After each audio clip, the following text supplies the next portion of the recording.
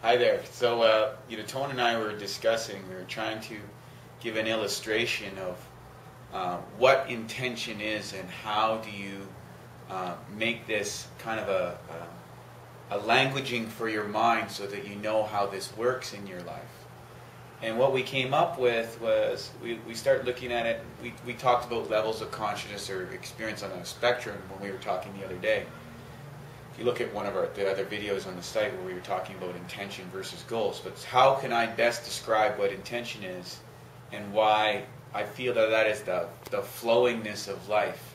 And I use the example of, say, pool cue, like shooting pool.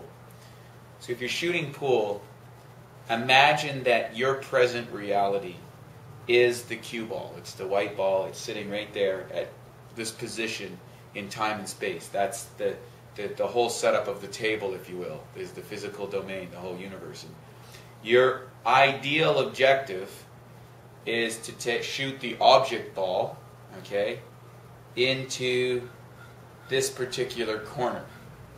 And so your present self, the totality of everything you are today is the cue ball.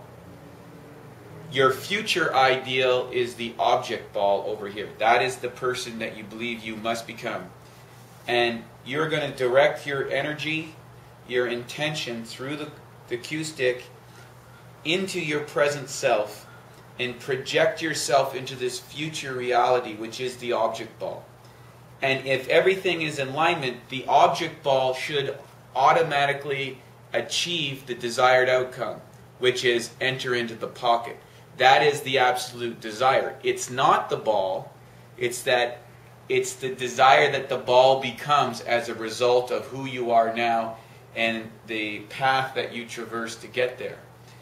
It's important to understand that in the absolute truth, you're not really the cue ball or the object balls. These are representation. In actuality, you are the power and intentionality behind that drives that. So when instead of goal setting, you're kind of leveraged by thinking, I am that. I am the cue ball. I am the future thing. I am the champion. I am the wealthy person. I am the healthy person, whatever it happens to be. Recognize through intention that I'm going to express that in the physical domain. But I am not that.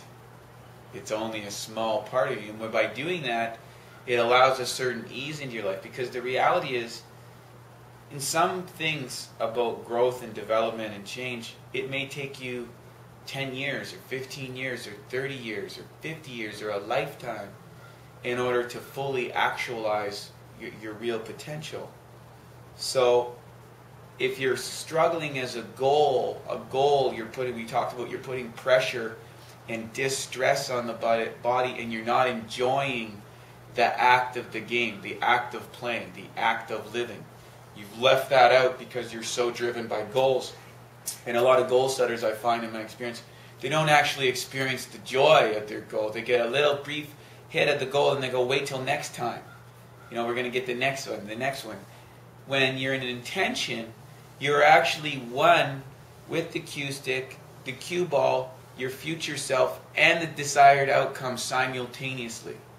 You're experiencing all of the events simultaneously, and as they happen, as they unfold in your life, as you experience the development of this, there's a joy, there's a knowingness, there's a flowingness, there is a realization that this is all part of the picture, and you can be fully present in each moment. You're present when you draw the stick back. You're present when you make contact with the ball. You're present as the ball travels towards the desired goal. You're present as soon as it hits or you become your future self, and you're present as it goes in the pocket. And the reality is, when you first do this, just like if you're first learning pool, you might miss the pocket. So basically, where you are now, and you put your intention, you put your desire, you thought, this is what my future self needs to be in order to make that. Now, intellectually, you know what that is, or you feel that you know what that is. But your capacity to fully direct your intention and energy towards that goal is somewhat off, or maybe what you think is going to put that ball in the pocket is slightly off. So your future self is not quite in alignment, and you hit that ball and it banks off the board and it goes here and back over here, and then your position is over here. This happens when you go through an experience that you didn't expect. So to give you an example, I remember after 9 years of training, I thought I was going to win my provincial bodybuilding championship. Just to use this as an example, it doesn't matter what it is. I thought I was going to win. I went to the contest. I prepared for the show. I competed. I thought I was in the right, I was that future place where I was supposed to be, and I came third. Came third. I didn't win, and so I was surprised about the outcome because I thought I had done everything right and I didn't win. So then I went, okay, so now it was just like I missed, imagine me, I shot that cue ball, I spent 10 years to get, or 9 years to get to that point, and I banked off. But I did learn something. I learned something about myself. I learned something about that I needed to go to the next level of focus. I need to go to the next level of beingness in order to become what I needed to be. So the next shot, my level of focus and intensity changed, right? So the energy that I was able to direct towards that outcome was far superior than what I did before. It was a result of what I had learned over the 9 years. It was a result of my experience at that moment, and it was also a part of the emotional intensity of losing that show. So there was a great value in the loss, in that I was able to put forth more energy, more effort, more focus in order to achieve that. And so the next year, I prepared 50 weeks instead of the customary 12. I thought about this every day and really laser-like focus. And when I stepped into that contest, that was my first real experience of total beingness. I knew what the outcome was going to be before I competed. I knew that I was going to win.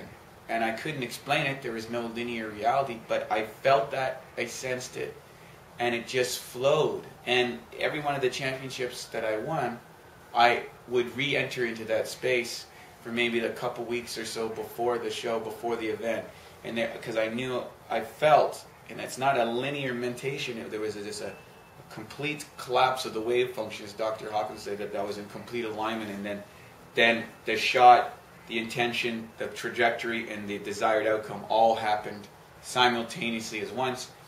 But the important thing is to remember, whether you hit the goal or whether you hit the bank, it doesn't matter. As long as you remember you're the observer. And missing and hitting are both equally as valuable. Because oftentimes, by missing, you're able to suddenly change your opinion and angle about life. Because life isn't about sinking all the cue balls. Life is about playing the game. And when you play the game and understand that it's a joy to be here, and eventually all the balls are going to be off the table, just like eventually your life is not going to be here anymore, then you start to just get comfortable with the flowingness of it. Just say, you know, we're going to come onto the planet, we're going to shoot some pool, and we're going to go off the planet.